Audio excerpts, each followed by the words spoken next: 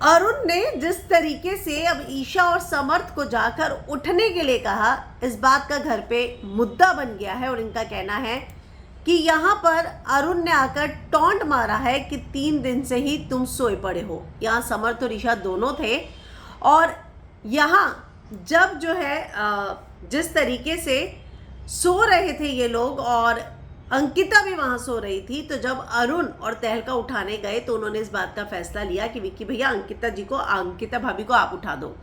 तो यहाँ ये गए और बोलते हुए नजर आए। तो समर्थ और ईशा का ये कहना है कि तुमने हमें टॉन्ट मारा है और हमारे कैरेक्टर पर सवाल उठाया है। अरुण का कहना है कि मैंने कोई टॉन्ट नहीं मारा, मैं तो सिर्फ उठने को कह रहा था और तुम लोग इन सारी चीजों को अपने ऊपर ले रहे हो। तो ईशा इस बात का वुमन कार्ड खेलती नजर आई है कि नहीं, तुमने जो बातें की है वो टॉन्ट मारी है।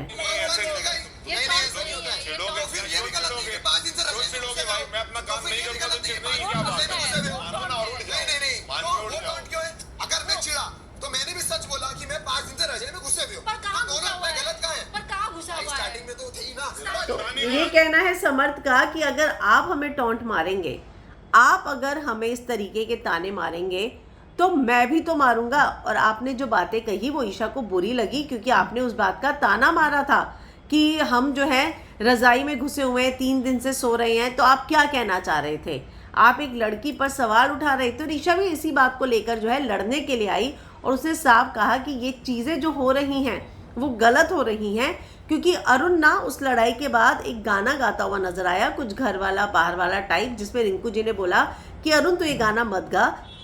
तो उसने बोला मैं तो सिर्फ गाना गा रहा हूँ, मैं किसी को कुछ बोल नहीं रहा। तो रिंकू जी ने बोला कि जो सिचुएशन इस समय है और जो तू गाना गा रहा है, अगर इसको कनेक्ट किया जाएगा तो तुझे फटकार पड़ेगी। तो अरुण की इंटेंशन कुछ तो ऐसी थी कि बाहर रिंकू जी भी उसको बोलती हुई नजर आई थी। और यही बात समर्थ और ईशा भी बोल रहे हैं कि तूने जो बात बोली और जिस तरीके से बोली, तू किसी बात का ताना मार रहा था तो वो उठने के लिए नहीं कह रहा था। तू सिंपली बोलता कि कुकड़ू को बज रहा है, तुम उठ जाओ, वो बात अलग होती। पर तूने जिस तरीके से बोला है वो साफ और साफ तूने ताना मारा है और कैरेक्टर पर सवाल उठाए हैं।